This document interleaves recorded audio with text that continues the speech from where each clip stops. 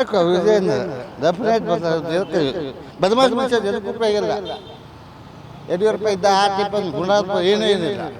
ಯಾಕಂದ್ರೆ ಮೂರು ಜಮಕಡಿ ಯಾವುದು ಏನು ಕರೆಕ್ಟ್ ಸರಿ ಇಲ್ಲ. ತಾನೇ ಮಗ ಅಪ್ಪ ಅಂದ್ರೆ ಮಗ ಅದೇ ಒಂದು ವಂಶ ನಡೆದಾಗಿ ವಂಶ ಬೇರೆದವ್ರಿಗೆ ಕೊಡಬೇಕು. ಒಟ್ಟು ಯುವಕರಿಗೆ ಮುದುಕರು ಯಾರು ಬೇರೆದವ್ರಿಗೆ ಕೊಡಬೇಕು, ಒಟ್ಟು ಬಿಟ್ಟು ಕೊಡಬೇಕು. ಅದು ಅವರು ಪಕ್ಷಕ್ಕೆ ಸಂಬಂಧಪಟ್ಟಿದ ವಿಚಾರ, ಅದನ್ನು ಅವರು ಮಾಡ್ಕೊತಾರೆ. ಅದ್ರ ಬಗ್ಗೆ ನಾನೇನು ಹೇಳೋಕ್ಕಿಲ್ಲ. ಅಂದರೆ ನಾಯಕತ್ವ ಅದು ಸೀಟಿಗೋಸ್ಕರ ಬಹಳ ಒಂದು ಚಟಾಪಟಿ ನಡೀತಾ ಇದೆ ರಾಜ್ಯಾಧ್ಯಕ್ಷ ಪಟ್ಟಕ್ಕೋಸ್ಕರ. ಅದು ಕೆಲವೊಬ್ರು ಮಾಡ್ಬೇಕಂತ ಹೇಳ್ತಾರೆ, ಕೆಲವೊಬ್ರು ಮಾಡಬಾರ್ದು ಅಂತ ಹೇಳ್ತಾರೆ. ಅದು ನಮಗೆ ಸಂಬಂಧಪಟ್ಟಿದ ವಿಚಾರ ಅಲ್ಲ, ನಮ್ಗೆ ಅದಕ್ಕೆ ಸಂಬಂಧ ಇಲ್ಲ.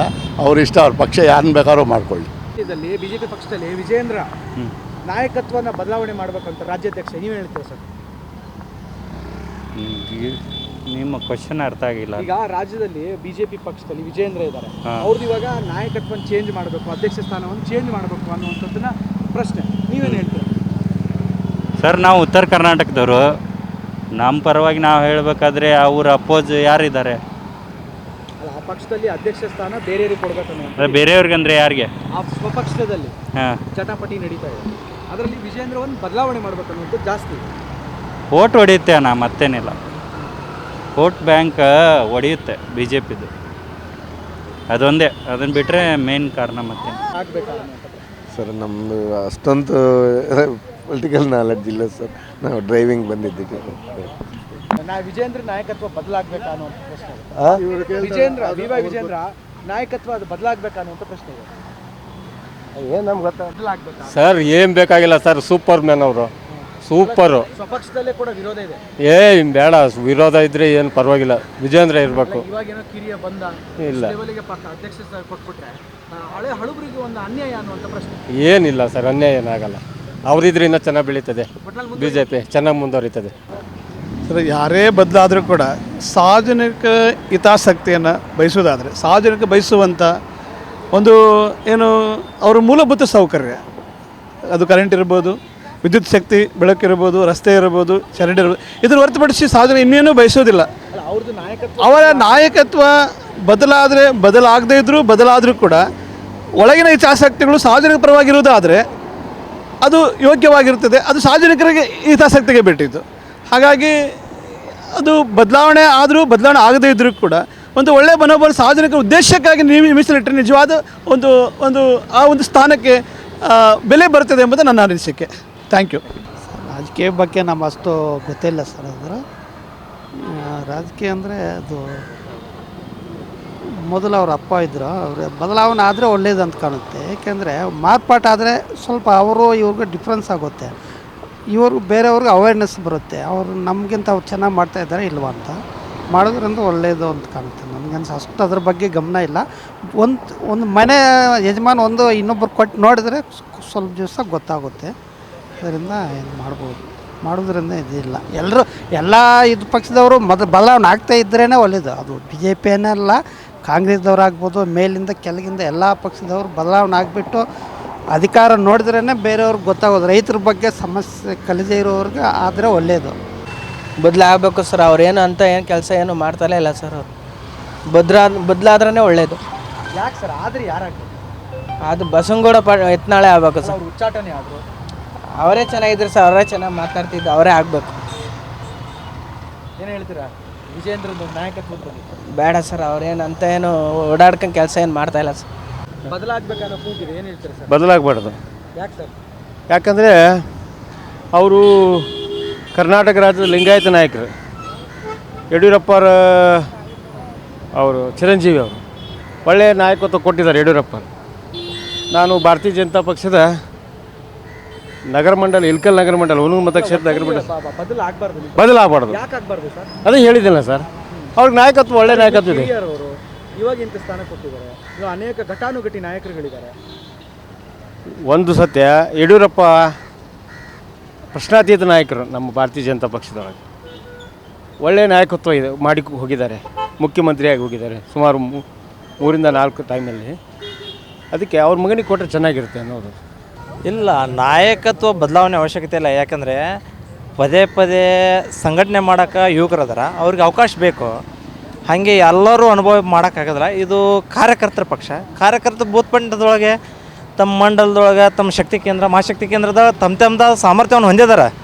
ಇಲ್ಲಿ ನಾವು ಯಾವುದೇ ರೀತಿ ಕಾರ್ಯಕರ್ತರು ಚುನಾವಣೆ ರಾಜಕಾರಣಕ್ಕಿಂತ ಪಕ್ಷ ಸಂಘಟನೆಯೊಳಗೆ ತೊಡಕೊಂಡಿರ್ತಾರೆ. ಅವನಿನ್ನು ಕಿರಿಯನು ಇಂಥ ಹುದ್ದೆ ಕೊಟ್ಬಿಟ್ರು ಸರ್, ಅದು ಅವಕಾಶ ಇಲ್ಲ. ಕೆಲವಿಷ್ಟು ರಾಜ್ಯದೊಳಗೆ ನೋಡಿದ್ರೆ ಒಂದೇ ಅವಧಿ ಶಾಸಕರಾದವ್ರೇ ಸಿ ಎಮ್ ಆಗಿದ್ದಾರೆ. ಅದಕ್ಕಿಂತ ಏನು ಇವರೇನು ಅಡಿಪಾಯಿ ಅವ್ರ ತಂದೆಯವರೆಲ್ಲ ಸೈಕಲ್ ಮೇಲೆ ರಾಜ್ಯ ಸುತ್ತಿದ್ದಾರೆ ಅಂತ. ನಾವು ಈಗ ಚಿಕ್ಕವರು, ಬಟ್ ನಾವು ನೋಡ್ತಾ ಇರ್ತೀವಿ ಎಲ್ಲ ನಿಮ್ಮಂಥ ಹಿರಿಯರ ಮಾಧ್ಯಮದೊಳಗೆ ಅಲ್ಲೇ ಇಲ್ಲೇ ಓದ್ಕೊಂಡು. ಬಟ್ ಇನ್ನೊಂದು ಏನಾಗೈತೆ, ಅದ್ರ ಜೊತೆಗೆ ಮೂಲ ಕಾರಣ ಇಲ್ಲೇ ಸೈದ್ಧಾಂತಿಕ ನೆಲೆಗಟ್ಟಿನ ಮ್ಯಾಗ ಇರೋ ಪಕ್ಷ ಇದು ನಮ್ಮದು. ಇದು ಆತುರದೊಳಗೆ ಯಾವುದೋ ಬೇಕಾಬಿಟ್ಟು ಹೇಳಿಕೆ ಕೊಡೋದಾಗಲಿ ಆ ಥರ ಅವರು ಹೊಂದಿಲ್ಲ. ಅವ್ರದ್ದೇ ಆದ ಒಂದು ತೂಕ ಐತಿ. ಪ್ರತಿಪಕ್ಷ ಆದರೂ ಅವರು ವೈರಿ ಥರ ನೋಡಲ್ಲ. ಅದನ್ನೇನು ಚುನಾವಣೆ ರೀತಿ ಸ್ಪರ್ಧೆ ಮಾಡೋಕೆ ಬಂದಾಗ ಅಷ್ಟೇ ವೈರಿ ಥರ ನೋಡ್ಬೇಕು. ಈ ಚುನಾವಣೆ ರೀತಿ ನೋಡ್ಬೇಕು ಎದುರಾಳಿ ಥರ ಬಿಟ್ಟು ಇವರು ಪ್ರತಿ ದಿವಸನೂ ನ್ಯಾಯ ಮಾಡಿಕೊಂಡು ಕಿರ್ಚಾಡ್ಕೊಂಡು ಒದರಾಡ್ಕೊಂಡು ಅಷ್ಟೇ ನಮ್ಮ ನಾಯಕತ್ವ ಒಪ್ಪಂಥ ಪಕ್ಷ ಅಲ್ವೇ ಅಲ್ಲಿದೆ ನಮ್ಮದು. ಅದಕ್ಕೆ ನಾವು ಲೈಕನ್ನು ಮಾಡೋದಿಲ್ಲ. ಬಟ್ ಅದ್ರ ಜೊತೆಗೆ ಇನ್ನೊಂದು ಮೂಲ ಉದ್ದೇಶ ನಮಗೆ ಅವಶ್ಯಕತೆ ಇದ್ದಿದ್ದು, ಈಗ ಅವಕಾಶ ಕೊಟ್ಟರೆ ಅವ್ರಿಗೆ ಎಕ್ಸ್ಪೀರಿಯೆನ್ಸ್ ಇರ್ತಾ. ಈಗ ಯುವಕರು ರಾಜಕಾರಣಕ್ಕೆ ಯುವಕರ ಅವಶ್ಯಕತೆ ಐತಿ.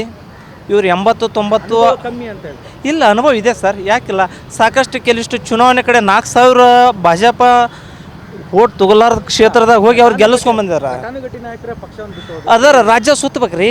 ತಾವು ಘಟಾನುಘಟಿ ಇದೀನಿ ಅಂತಂದು ಇಲ್ಲೇ ಒಂದು ಕಡೆ ಇಲ್ಲಿ ಬೆಂಗಳೂರು ಅಲ್ಲಿ ತಮ್ಮ ಕ್ಷೇತ್ರದ ಕುಂತ್ರೆ ಆಗೋದಿಲ್ಲ ಸರ್. ಅದು ಘಟಾನುಘಟಿ ಅಂತ ಯಾರಿಗೆ ಅಂತಾರೆ? ಪ್ರತಿ ಕ್ಷೇತ್ರಕ್ಕೂ 10-20 ಸಾವಿರ ಜನರು ಇದನ್ನು ಜನರ ಜೊತೆಗೆ ಒಡನಾಟ ಇರಬೇಕು. ಅಂದ್ರೇನು, ಇವ್ರು ಯಾರು ಅಂದ್ರೆ ಅವ್ರ ನಾಯಕತ್ವ ಗೊತ್ತಿರಬೇಕು. ಸೀನಿಯರ್ಸ್ ಬೇಕಿಲ್ಲನಲ್ಲ, ಅವ್ರ ಮಾರ್ಗದರ್ಶನ ಬೇಕು. ಏನು ಹೇಳ್ತಾ ಇದ್ದೀವಿ ನಾವು, ಹಳೆ ಮರಕ್ಕೆ ಹೊಸ ಚಿಗುರು ಅನ್ನೋ ಥರ ಅವ್ರ ಅವಶ್ಯಕತೆ ಇದೆ. ಬಟ್ ಏನೈತಿ, ಅದನ್ನು ನಾವು ಅದ್ರ ಜೊತೆಗೆ ರಾಷ್ಟ್ರೀಯ ಪಕ್ಷ ಇರೋದ್ರಿಂದ ಕೇಂದ್ರದೊಳಗೆ ಹೈಕಮಾಂಡ್ ಏನು ನಿರ್ಧಾರ ತೊಗೊಂಡು ಅದಕ್ಕೆ ಎಲ್ಲರೂ ಬದ್ಧ ಇರಲೇಬೇಕು. ಇರ್ತಕ್ಕಂಥ ಒಂದು ಶಿಸ್ತುಬದ್ಧನ ಪಕ್ಷ ವಿನಃ ಇದಿಲ್ಲ. ತಿಳಿದವರು ದಿವಸ ಒಂದೊಂದು ವಿಚಾರಗಳನ್ನ ಹೇಳ್ಕೊಳ್ತಾ ಹೋದಾಗ ಅದಕ್ಕೆ ಯಾರೂ ಮಾನ್ಯತೆ ಮಾಡೋದಿಲ್ಲ. ಎಲ್ಲೋ 4 ಜನ ಪಕ್ಷದೊಳಗೆ ಉದ್ದೇಶ ಯಾವುದು ಇಟ್ಕೊಂಡು ಅವರು ವಿರೋಧ ಮಾಡ್ತಾರೋ ಗೊತ್ತಿಲ್ಲ. ಅವ್ರು ವಿರೋಧ ಮಾಡ್ರೆ ನಾವೇನು ವೈರಿ ಅಲ್ಲ. ಬಟ್ ಅದನ್ನು ಸರಿಪಡಿಸ್ಕೊಂಡು ತಾವು ಸುಧಾರಿಸ್ಕೊಂಡು ಒಮ್ಮತದ ನಾಯಕತ್ವ ಪಡ್ಕೊಂಡು ಹೋಗೋ ಕಡೆ ಇರಬೇಕು ವಿನಃ ಈಗೇನು ಅವರು ಸಿಟ್ಟಿಂಗ್ ಈಗ ಸಿ ಎಮ್ ಅವರು ಮತ್ತು ಹೆಂಗೆ ಡಿ ಕೆ ಶಿ ಅವ್ರು ಕಸಾಟ ಮಾಡ್ಕೊಂಡು ಕುಂದಿರ್ತಾರೆ ಆ ಥರ ನಾವು ಅಲ್ಲ. ನಮ್ಗೆ ಅದರ ಅವಶ್ಯಕತೆಯೂ ಇಲ್ಲ. ಬಟ್ ಹೋರಾಟದೊಳಗೆ ನಾವು ಎಲ್ಲರೂ ಕೂಡ ಹೋಗ್ತೀವಿ. ಈಗ ಅಂಕರ ಮೆಕ್ಕೆಜೋಳದ್ದು ಅವಶ್ಯಕತೆ ಭಾಳ ಐತಿ ನಮ್ಮ ರೈತರಿಗೆ. ನಾವು ಉತ್ತರ ಕರ್ನಾಟಕದವರು ನಮ್ಗೆ ಅವಶ್ಯಕತೆ ಏನೈತೆ ಅಂದ್ರೆ ಬೆಂಬಲ ಬೆಲೆದು ಅವಶ್ಯಕತೆ ಭಾಳ ಐತಿ. ಬಟ್ ಅಂಥವೆಲ್ಲ ಎಲ್ಲಿ ಸರ್? ಹಂಗಲ್ಲ ಸರ್, ನಾವು ಕೊಡ್ತಾರಂದ್ರೆ ನಾವು ಎಕರೆಗೆ 25-30 ಕ್ವಿಂಟಲ್ ಇಳುವರಿ ತೊಗೊಂತೀವಿ. ಅದು ಕಬ್ಬಿಂದ ಈಗ ಏನಾಗಿದೆ ಸರ್, ಪ್ರಮಾಣ ಖರೀದಿ ಮಾಡೋ ಪ್ರಮಾಣ ಕಡಿಮೆ ಮಾಡ್ತಾ ಇದ್ದಾರೆ. 2-3 ಎಕರೆ ರೈತರಿಗೆ ಅಷ್ಟೇ ವರ್ಕೌಟ್ ಆಗುತ್ತೆ. ಅದು 5 ಎಕರೆ ಮಟ್ಟ ಬೆಳೆದವ್ರಿಗೆ ಅಷ್ಟಕ್ಕೂ ಮಾರಾಟ ಮಾಡೋಕ್ಕಾಗಲ್ಲ. ಮತ್ತು ಅರ್ಧ ಹೊರಗಡೆನೇ ಹೋಗ್ಬೇಕು, ನಾವು ಪೋಲಾಗಿ ಹೋಗೋದು. ವಿಜೇಂದ್ರನೇ ಇರ್ಬೇಕಂತ ಹೌದು, ಪರವಾಗಿಲ್ಲ. ಅವ್ರ ಬಗ್ಗೆ ಏನು ತೊಂದರೆ ಇಲ್ಲ, ಮಾಡ್ರಿ, ಏನು ತೊಂದರೆ ಇಲ್ಲ, ಇರ್ಬೋದು. ನಾಯಕತ್ವ ಬದಲಾವಣೆ ಪ್ರಶ್ನೆಯೇ ಬರಲ್ಲ ಇವಾಗ ಸದ್ಯ. ಬಟ್ ಇವಾಗ ಸದ್ಯ ಉತ್ತಮವಾಗಿ ಕೆಲಸ ಮಾಡ್ತಾ ಇದ್ದಾರೆ ವಿಜೇಂದ್ರ ಅವರು. ರಾಜ್ಯ ಪ್ರವಾಸ ಮಾಡ್ತಾ ಇದ್ದಾರೆ. ಮತ್ತು ಏನಪ್ಪ ಅಂದ್ರೆ ನಮ್ಮ ಉತ್ತರ ಕರ್ನಾಟಕದಲ್ಲಿ ಏನಪ್ಪ ಅಂದ್ರೆ ಲಿಂಗಾಯತ ಸಮಾಜ ಇಲ್ಲ, ಭಿನ್ನಮತ ಎಲ್ಲ ಪಕ್ಷದಲ್ಲಿ ಇದೆ. ನಾಟ್ ಓನ್ಲಿ BJP, ಅದು ಕಾಂಗ್ರೆಸ್ಸಲ್ಲಿ ಕೂಡ ಇದೆ, JDSನಲ್ಲಿ ಇದೆ. ಬಟ್ ಏನಪ್ಪ ಅಂತಂದರೆ ಎಲ್ಲ ಪಕ್ಷದಲ್ಲೇ ಇರೋ ಹಾಗೆ ನಮ್ಮ ಪಕ್ಷದಲ್ಲಿ ಕೂಡ ಅಥವಾ BJPಯಲ್ಲಿ ಕೂಡ ಇದ್ದಾರೆ. ಆದರೆ ವಿಜೇಂದ್ರ ಅವ್ರದ್ದು ಹೋಲ್ಡ್ ಮೈಸೂರು ಭಾಗ ಆಗಿರ್ಬೋದು, ನಮ್ಮ ಕಲ್ಯಾಣ ಕರ್ನಾಟಕ ಭಾಗ ಏನು ಕಲಬುರಗಿ ಅಂತ ಏನು ಕರಿತೀವಿ, ಲಿಂಗಾಯತ ಒಂದು ಒಳ್ಳೆ ಹೋಲ್ಡ್ ಇದ್ದಾರೆ.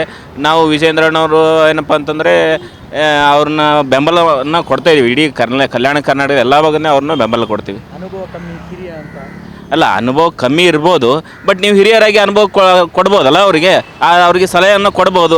ಆ ರೀತಿ ಪ್ರಯತ್ನವನ್ನು ಮಾಡ್ತಾ ಇಲ್ಲ ಯಾವ ನಾಯಕರು ಕೂಡ ಇಲ್ಲ. ಅನುಭವ ಕಮ್ಮಿ ಅಂದರೆ ಯಾವಾಗಾದರೂ ಇವಾಗ ಅವ್ರಿಗೆ ಅನುಭವ ಬಂದಿಲ್ಲಲ್ಲ, ಅವ್ರಿಗೆ ಯಾವುದಾದ್ರೂ ದೊಡ್ಡ ನಾಯಕರುಗಳು ಅವರಿಗೆ ಆಪರ್ಚುನಿಟಿ ಕೊಟ್ಟಾಗ ಮಾತ್ರ ಅವ್ರು ದೊಡ್ಡ ನಾಯಕರಾಗಿ ಬೆಳೆದಿರೋದು. ಇವಾಗ ನಮ್ಮ ಹಿರಿಯ ನಾಯಕರಾದಂಥ ಯಡಿಯೂರಪ್ಪನವರು ಅವರಿಗೆ ಅವಕಾಶವನ್ನು ಕೊಟ್ಟಿದ್ದಾರೆ. ಇವಾಗ ಅನ್ಬೋದು, ಇವಾಗ ಬಸನಗೌಡ ಪಾಟೀಲ್ ಯತ್ನಾಳ್ ಆಗಿರ್ಬೋದು ಅಥವಾ ಉಚ್ಚಾಟನೆ ಇವಾಗ ಯತ್ನಾಳ್ ಅವರು ಬಂದಿದ್ದು ಕೂಡ ಅವರು ಒಂದು ದೊಡ್ಡ ನಾಯಕರಾಗಿ ಬೆಳೆದಿದ್ದಾರೆ. ಅದಕ್ಕೆ ನಾವು ಪ್ರಶ್ನೆ ಮಾಡ್ತಾ ಇಲ್ಲ. ಬಟ್ ಅವ್ರನ್ನ ಕೂಡ ಗುರುತಿಸಿದ್ದು ಕೂಡ ಭಾರತೀಯ ಜನತಾ ಪಾರ್ಟಿನೇ. ಅನಂತಕುಮಾರ್ ಅಂತ ನಾಯಕರು ಕುಟುಂಬ ರಾಜಕೀಯನ ಇರ್ಬೋದು ಸರ್, ಇಲ್ಲ ಅಂತ ಹೇಳತ್ತಿಲ್ಲ. ಹೌದು, ಯಡಿಯೂರಪ್ಪನ ನಂತರ ಅವ್ರ ಮಗ ಬಂದರು. ಬಟ್ ಯಡಿಯೂರಪ್ಪನ ಮಗ ಅನ್ನೋದಕ್ಕಿಂತ ಇವಾಗ ಸದ್ಯ ವಿಜೇಂದ್ರ ಅವರು ಲಿಂಗಾಯತ ಪಕ್ಷದ ನಾಯಕ ಅಥವಾ ಲಿಂಗಾಯತ ನಾಯಕರಂತ ಗುರುತಿಸ್ಕೊಳ್ತಾ ಇದ್ದಾರೆ ಹೊರತು ಅವರು ಯಡಿಯೂರಪ್ಪನ ಮಗ ಅಂತ ಗುರುತಿಸ್ಕೊಳ್ತಾ ಇಲ್ಲ ಅವರು. ಸೊ ಹಾಗಾಗಿ ಅದರ ಪ್ರಶ್ನೆನೇ ಬರಲ್ಲ. ವಿಜೇಂದ್ರ ಅವರು ಯಾವಾಗಲೂ ಕೂಡ ಒಬ್ಬ ದೊಡ್ಡ ನಾಯಕರೇ. ಮುಂಬರುವ ದಿನಾಂತಗಳಲ್ಲಿ ಅವರು ದೊಡ್ಡ ಹುದ್ದೆಗಳನ್ನು ಏರ್ತಾರೆ ಅನ್ನೋದ್ರ ಒಂದು ಪ್ರಶ್ನೆ ಇಲ್ಲ ಸರ್. ಸರ್ ಇದ್ರ ಬಗ್ಗೆ ನನಗೆ ಏನು ಗೊತ್ತಿಲ್ಲ. ಮಾಹಿತಿ ಗೊತ್ತಿದ್ರೆ ನಾನು ಮಾತಾಡ್ಬೋದು, ಮಾಹಿತಿ ಗೊತ್ತಿಲ್ಲದೆ ನಾನು ಮಾತಾಡೋಕ್ಕಾಗಲ್ಲ. ಸೊ ಹಂಗಾಗಿ ನನಗೆ ಗೊತ್ತಿಲ್ಲ. ವಿಜೇಂದ್ರ ನಾಯಕತ್ವ ಯಾವಾಗಲೂ ಇರಲೇಬೇಕು. ಯಾಕಂದರೆ ಅವರು ಸರ್ ಯಾಕಿರ್ಬೇಕು? ಇನ್ನೂ ಕಿರಿಯ ಆಗಿದ್ರೂ ಇನ್ನೂ ಸ್ವಲ್ಪ ಅವರು ಅಭಿವೃದ್ಧಿ ಆಗ್ತಾ ಇದ್ದಾರೆ. ಆದ್ದರಿಂದ ಅವರು ತುಂಬ ಒಂದು ಒಳ್ಳೆಯ ಉದ್ದೇಶ ಇಟ್ಕೊಂಡು ರಾಜಕೀಯಕ್ಕೆ ಬಂದಿದ್ದಾರೆ. ಅವರು ಮುಂದೆ ಹೊರಬೇಕಂತ ನಮ್ಮ ಆಸೆ. ಅಂದರೆ ಇನ್ನೂ ಕಿರಿಯ ಮನುಷ್ಯ ಭಿನ್ನಮತ ಇದೆ, ಆಗುತ್ತಾ ಪಕ್ಷನ ಅಂತ ತಗೊಂಡು ಹೋಗ್ಬೋದು. ಅವ್ರಿಗೆ ಮೇಲಿನ ಹಿರಿಯ ನಾಯಕರೆಲ್ಲ, ಅನುಭವಿ ನಾಯಕರೆಲ್ಲ ಅವ್ರಿಗೆ ಸಜೆಷನ್ ಕೊಡ್ತಾರೆ. ಹಂಗಾಗಿ ಅವರು ಅಭಿವೃದ್ಧಿ ಹೊಂದಬೇಕಂತ ತಮ್ಗೆ ಆಸೆ. ಬಿಜೆಪಿಲಿ ಘಟಾನುಘಟಿ ನಾಯಕರೇ ಕೂಡ ಉಚ್ಚಾಟನೆ ಆದರು ಹಾಗೆ ಇವರಿಂದ. ಇನ್ನೊಂದು ಪ್ರಶ್ನೆ ಬಂತು. ಹೌದು ಇಟ್ಟೋಗಿದ್ರು ಕೂಡ ಅಲ್ಲಿ ಯಡಿಯೂರಪ್ಪರದು ಅಧಿಕಾರ ತುಂಬ ಪ್ರಭಾವ ಇದೆ. ಅಂದರೆ ಅವರು ಕರ್ನಾಟಕದಲ್ಲಿ ಒಳ್ಳೆಯ ಅಭಿವೃದ್ಧಿ ಕೆಲಸಗಳು ಮಾಡಿದ್ದಾರೆ. ಆ ಅಭಿವೃದ್ಧಿ ಕೆಲಸಗಳನ್ನ ಅವ್ರ ಮಗ ಮುಂದುವರ್ಸ್ಕೊಂಡು ಹೋಗ್ತಾರೆ ಅಂತ ಒಂದು ನಂಬಿಕೆ ಇದೆ. ಹಂಗಾಗಿ ಅವರು ಅವಶ್ಯಕತೆ ಇದೆ ಅಂತ ನಾನು ಹೇಳ್ತೀನಿ. ವಿಜೇಂದ್ರ ನಾಯಕತ್ವ ಬದಲಾಗಬೇಕಾ ನಿಮ್ಮ ಪ್ರಕಾರ? ಇನ್ನು ಐಡಿಯಾ ಇಲ್ಲ. ಕ್ಷಣ ಕ್ಷಣದ ಸುದ್ದಿಗಳಿಗಾಗಿ ಫ್ರೀಡಂ ಟಿವಿ ಸಬ್ಸ್ಕ್ರೈಬ್ ಮಾಡಿ, ಲೈಕ್ ಮಾಡಿ ಹಾಗೂ ಫಾಲೋ ಮಾಡಿ. ಹೊಸ ಸುದ್ದಿಗಳ ನೋಟಿಫಿಕೇಶನ್ಗಾಗಿ ಬೆಲ್ ಐಕಾನ್ ಮೇಲೆ ಕ್ಲಿಕ್ ಮಾಡಿ.